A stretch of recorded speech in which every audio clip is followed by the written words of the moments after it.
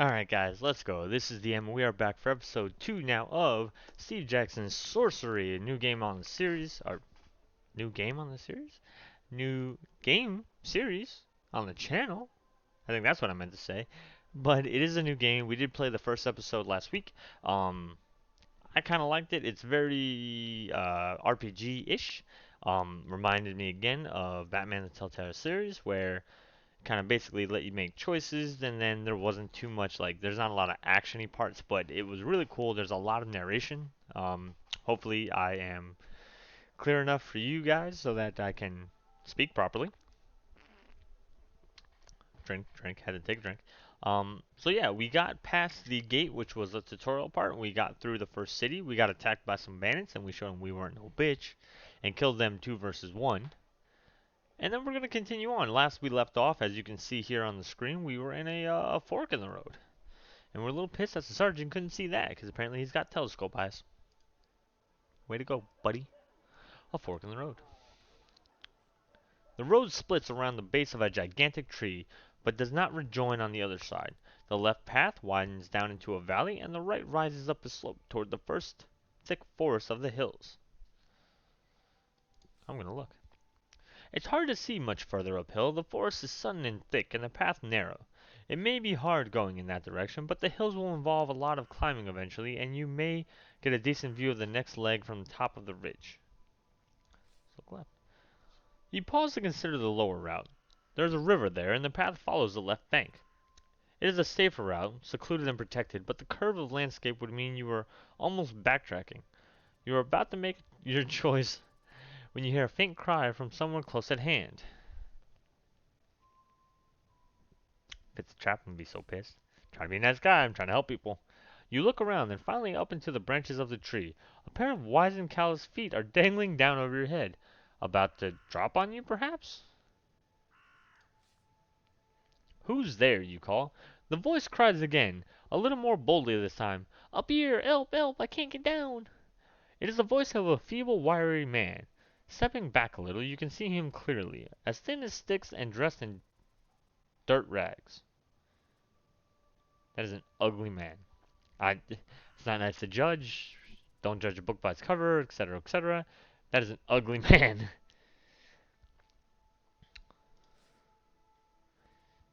How the old man got up in the tree is a puzzle. He looks too frail to lift his own weight. What are you hiding from, you cry. Damned Elvins, he replies. I were travelling from Dumfist to the outpost settlement in Analand, but I were waylaid by Elvins, robbed me blind, all but took my eyes, and left me up the tree. The tree. I can't. I don't know how to say the without saying the with the E on the end. I don't know. I keep getting older, you see. We all do, but some worse than others. Climbed up, but now I'm too old to get down.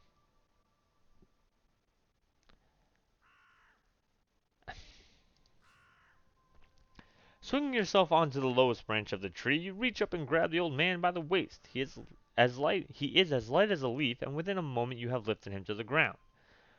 Thanks for that, he remarks, brushing himself down and almost knocking himself over in the process. I was just starting to get a bit, perturbed. But I'm on the safe now. He seems remarkably confident, considering that the slightest stumble might break him into bits. What do I get in return? Don't be a dick. What will you do now, you ask? Keep going for Analand, he says. That's where I set off from a while back now. You wouldn't believe the story if I told you. Suffice to say, though, if I know my eyes from my eyes, you're heading out to Peng, and you'd better be smarter than I was. And here, he presses a page into your hand. It's a page, torn from a spell book. He pushes a page into your hand. It's a page. You fucking think so. This might be of some use to you. I found this, just found it mine, and don't go asking how. But it's no good to me anymore. You look the page over suspiciously. It seems to be half of a spell. CA. That might have been used for pest repulsion, but it is unworkable in its current state. Yeah, why not? You take the page and put it in your pack. The man falls quiet and squats down on the ground. With his jabbering done, you hear a buzzing sound from high up in the tree. A beehive. You must move on. The light is fading already, and the old man dashes off downhill towards Cantopani at a terrific pace. You consider your options. The fact that he ran off like that kind of makes me nervous. Alright, so we have the high path, which I get the feeling is dangerous. The low path is basically going backward to go forward. We're trying to get all the way over here. There's mines this way. I don't know. So I'm treating this kind of like going through like the Mines of Madness or whatever it is, the D&D, the infamous D&D campaign that basically like people die in constantly, which I run before and died twice. Twice. Um, yeah. All right, you know what? Ball out. The high route seems the most secure. In a valley, you can easily be observed from above and led astray, but out in the hills, you can go whichever way you choose. But of course, when night falls, it may be cold and exposed up on the slopes, but no matter. This journey was never destined to be easy. The path winds upwards into the hills and into the cover of a wood. The afternoon sun glints through the trees and plays tricks on your eyes. Every so often you catch a glimpse of some strange-shaped animal or other watching you, only to find that it is the silhouette of branches and leaves caught at an odd angle. After an hour's walk, you're starting to feel hungry. Stop and eat. You clamber to the top of a low stone dolmen, then sit and pull out a quantity of your cheese and bread, and eat, while admiring the view down the hillside through a break in the trees. You feel better for your rest, and now it's time to move on. Time to move on! You stand and put up your pack on which you had been sitting to prevent any creatures getting in, or any of your things falling out. I've been camping and I've never sat on a crab just to keep creatures out. Like, whatever, alright, whatever. On which you had been sitting. Yeah, he's sitting on his pack. Alright. Then you return to the path. The climb continues, with the path twisting this way and that. The air grows cold and the sun flickers on the horizon, then sets, making it hard to see your way. But the moon is full, and when twilight is done, it will be bright once more. It's getting dark. Make camp. You don't want to be walking around in the dark. It's dangerous. But to tire yourself out on the first day would be inauspicious. I've seen that word before. I do not know what it means off the top of my head. Not gonna lie to you. Therefore, that's why I don't know how to pronounce it. I've seen that word. I mean, I think I've read it in a book or two before. You settle down to make a camp for the night in a natural shelter provided by the roots of 3 gigantic intertwined trees. Your backpack will serve for a pillow, and your cloak for a blanket. Before settling to sleep, you check through your pack. You have 3 rations left. Not gonna eat again. You lay yourself out on the ground and are quickly asleep. The moon is full and high in the sky when you next open your eyes. You feel warm and more cozy than you did before, as if wrapped in a gigantic blanket. There is a pain in your leg.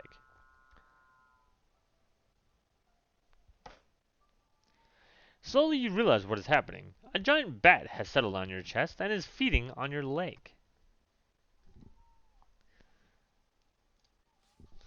The last time I tried to use spells didn't work out too well for me. You draw your sword, slowly but carefully, hoping not to disturb the creature before you can run it through. But no such luck. It leaps back in alarm. Bitch.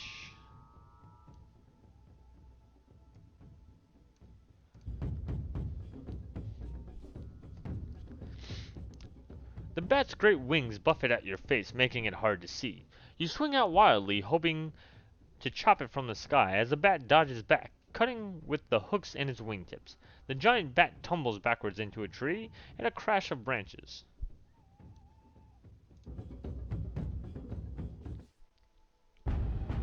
Another chance follows. You cleave the air with your sword, the bat falls to the ground, and the light in its eyes goes dark. No stamina lost. Flawless fighting.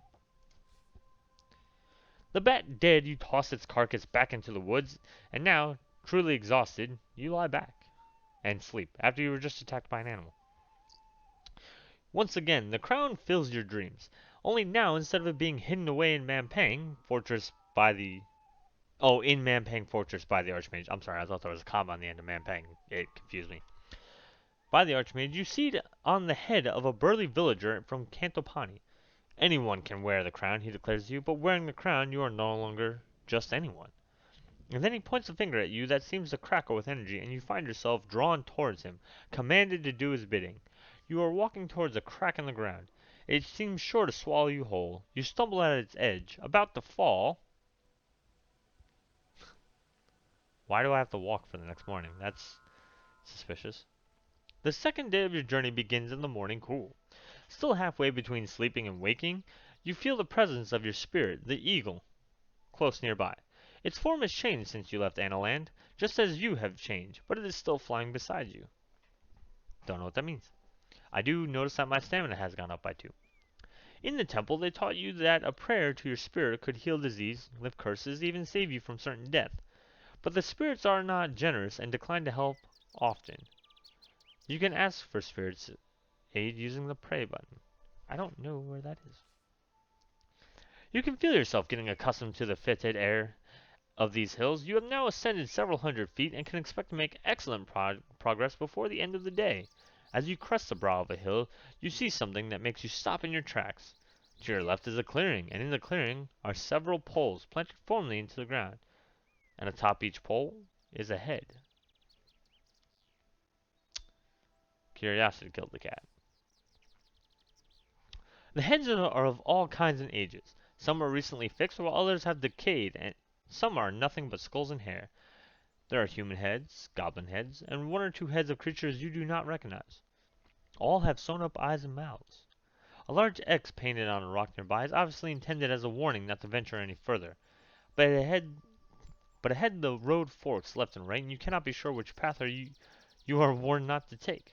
The right path continues to climb, and the left-hand path winds down to the side of the hill. So it's either a bridge troll or something from the mines. My best guess? Let's go for the troll. You make your way down a steep wooded slope. After half an hour, you hear the gurgling of a stream, and then quite suddenly you emerge from the trees to the edge of a fast-flowing river. Fording would be impossible, but luckily somebody has built a bridge. You never cross a bridge before you test it. Minds of Madness have taught me this. The bridge is made from 2 stout ropes, with thinner strings hanging from them, and boards tied to the strings. You test the ropes and notice that the left one feels weak. That doesn't mean the bridge is necessarily a trap, although it might be. But it does mean that if this bridge collapses, the left side will fall away first.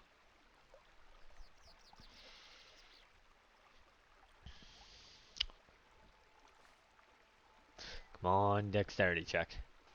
You begin to make your way carefully across, but at the halfway mark, the boards start to creak and come loose. Then one of the ropes holding the bridge up unlashes itself completely, and you are plunged into the water.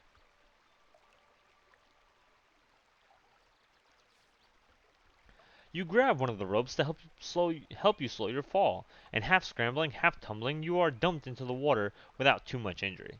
You splash through the water to the other side and come up, dripping. You earn 1 piece, but your food is soaked through and ruined, and there is no turning back. Something moves in the bushes nearby.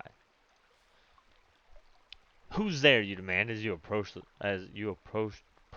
the bush, peering either side to spot if the figure tries to run. But when you get there, you find nothing.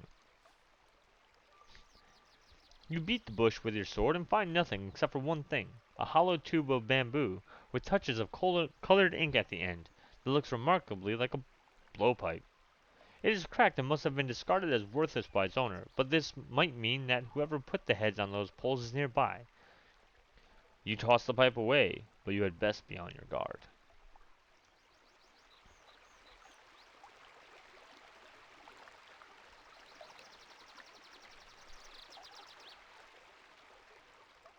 As you descend, you pass a clearing which would make for a good place to rest, but without any more provisions, you need to reach a town as soon as possible, which is why I headed that way.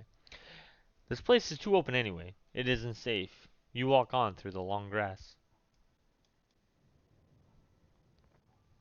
You continue along the trail. The undergrowth around you gets thicker with dense shrubs that snag at your legs as you pass. Suddenly, there's a cracking sound beneath your feet. Branches or something else. You leap ahead just in time as a pitfall caves in behind or beneath you. You look back to see a gaping hole which you would have fallen into. You pause to look at the pit. It is 3 meters deep. Quite a trap. But then again, so is the one moving underneath your feet right now. There is the gentlest of clicks.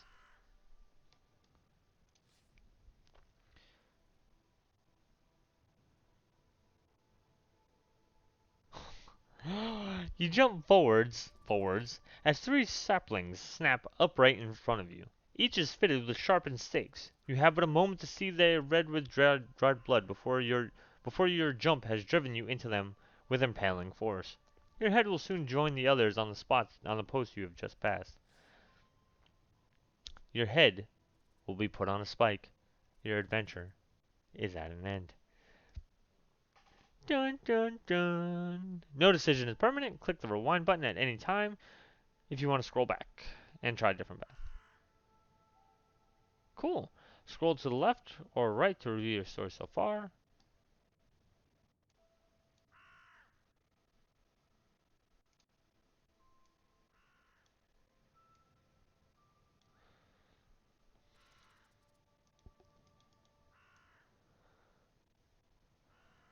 Okay.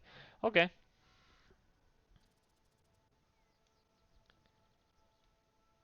That's pretty cool. All right, let's okay.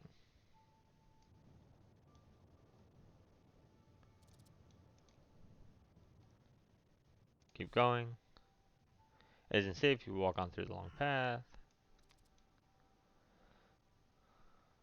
Okay. So you jump clear. So looking at the pit did notify me. Alright. You step back, narrowly avoiding the impact as 3 saplings, each with sharpened stakes, snap upright in front of you. Of course, in stepping back, you fall into the pit behind. You drop some 3 meters into the ground and everything goes black. I've been captured. Oh no. You slowly regain consciousness. There's a stinging pain in your hands and feet, and something is wrong with your head. Close nearby, some kind of crazed parrot is making an irritating noise.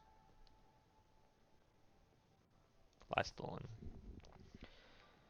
You lie absolutely still and listen closely. The chirruping, I think it means chirping sound, is no bird, but a set of 5 or 6 voices. They sound excited, but where are you? I'm gonna wait for a second. You'll find out soon enough. You wait, lying still. Perhaps, if they think you are still out, they will leave you alone. But they don't. Someone kicks you in the stomach. Your eyes spring open and you find yourself on the floor of a hut, surrounded by small, violent men. Judging by what they wear around their necks, they are headhunters. Ain't nobody got time. An H, yeah. Cast fireball, yeah, let's do it. Boom.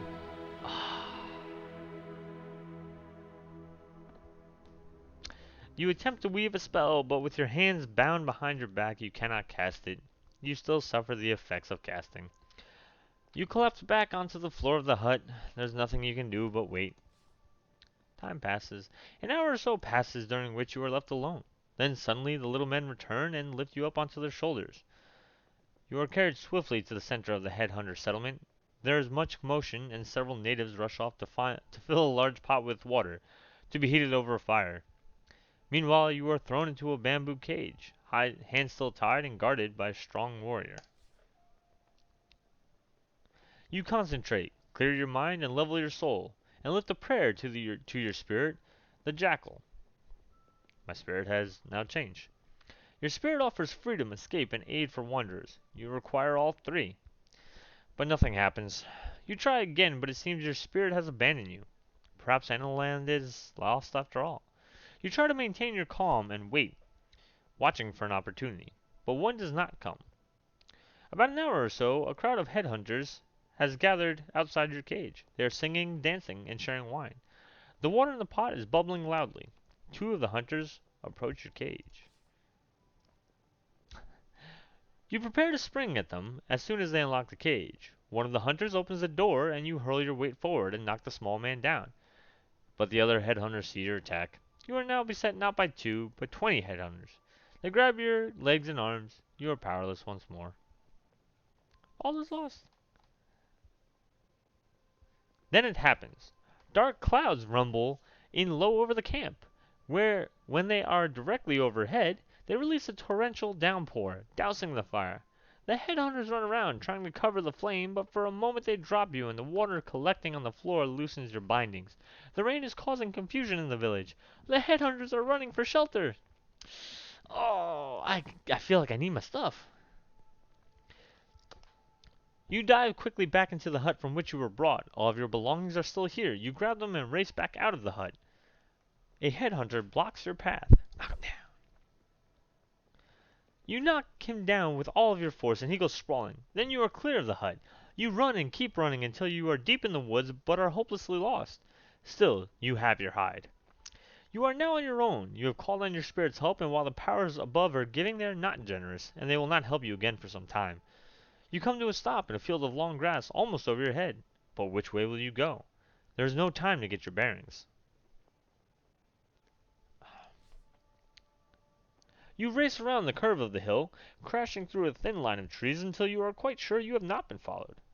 But where are you now? I got all the fucking way up.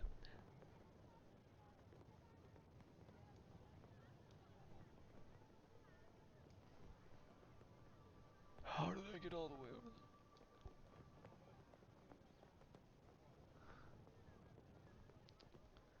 The path climbs again up a low hill, covered over with thick bushes and shrubs that snag at your clothing. Halfway up, you hear a sound: twigs breaking.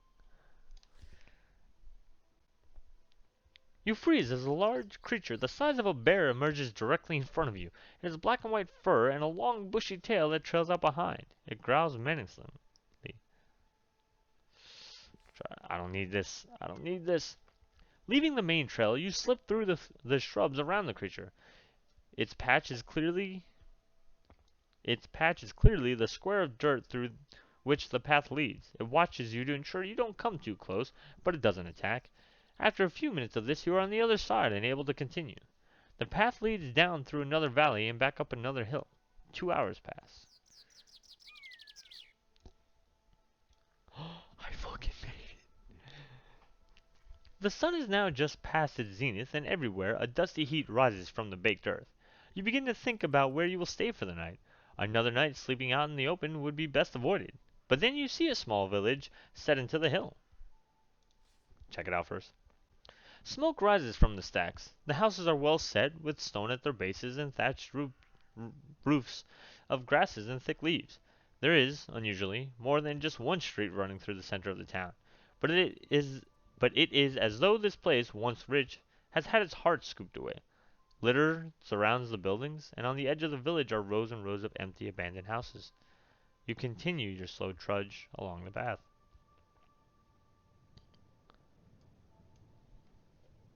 I need this place. You walk into the village. Young hill dwellers pass you and stare at your strange clothes. You keep your hand on your sword, hilt to give you a reply.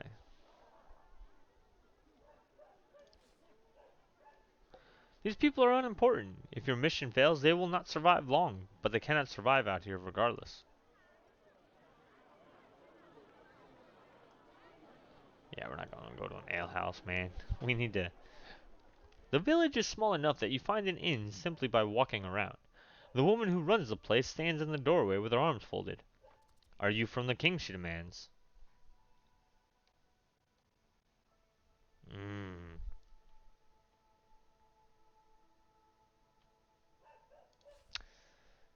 I am on a mission for the king, you reply. Taxes? She replies quickly. No. The woman narrows her eyes at you. This is a guest house, the best in Christatani. Christatani, whatever. Krishanya. Only guests stay, and any guest of mine knows it costs me 3 gold pieces to host a man overnight, and 2 to feed him. But it's all between friends.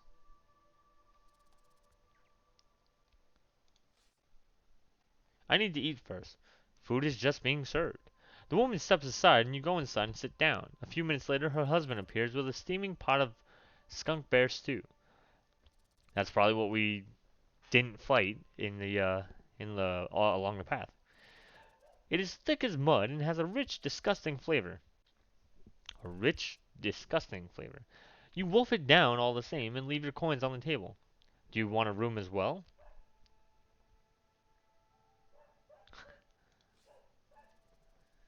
Thank you. The woman shows you the way upstairs to a room. There are 3 other guests already staying and asleep, so you settle quickly. The bed is not clean, but it is comfortable, and after the long day and all its narrow escapes, you are grateful beyond measure for the rest. Your dreams are vivid once again. You are somewhere hot, as if swimming in a pool of lava. The smell of herbs and cumin is thick in your nostrils, and all around you hungry mouths are crying out to be fed. Meanwhile, you are falling endlessly, down and down into a deep pit in the ground. And in the distance a deep voice is booming with laughter. The long, cruel fingers of one hand are curled around the metal frame of a crown, and with the other he beckons you forward, as if into a trap.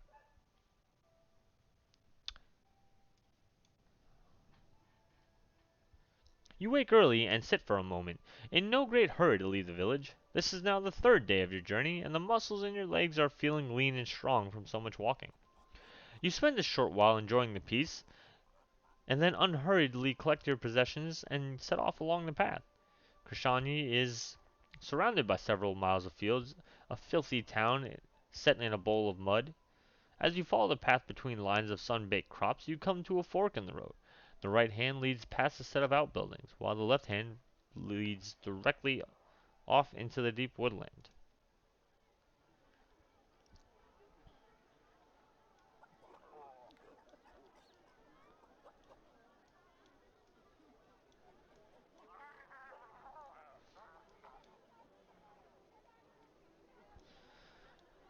Forrest saved us last time. Alright. You are more than content to leave these villagers behind. The backlands are filled with vermin, and this village marks the start of it.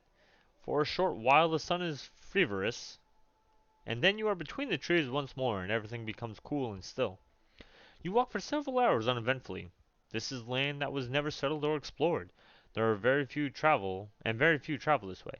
In places, bushes and shrubs have grown over into the path. And for that, we're actually going to end this episode because, holy crap, we made it. I mean, we died once, but we fixed that. We made it. We got to a good point. Um, yeah, I like the fact that you can rewind, but I also think I don't know. It would kind of suck if you had to start all over again because I would probably make most of the choices leading back up to that point anyway. So it's a cool feature. I don't want it to seem too easy. But this is definitely a story based game, which is fine with me. Again, I'm enjoying Telltale series Batman very much. I still want to do a Wolf Among Us, and then I think there's like another game out there like this. I think is Minecraft story mode, something like that. I don't know. Whatever. So we're gonna end this here. We're gonna find out what's going on in this forest on the next episode. But until then, you guys, I hope you're enjoying this. I hope you're enjoying the other games. Please subscribe to the channel. It does help me out. Makes me happy deep in my soul. Do leave me that like and comment. Tell me if you're liking this. Tell me if there's other games you would like, etc. You can follow me on Twitter, DM_cross. I'll put a link to my profile in the description below. Until next time, guys, that's all I got for y'all. Peace.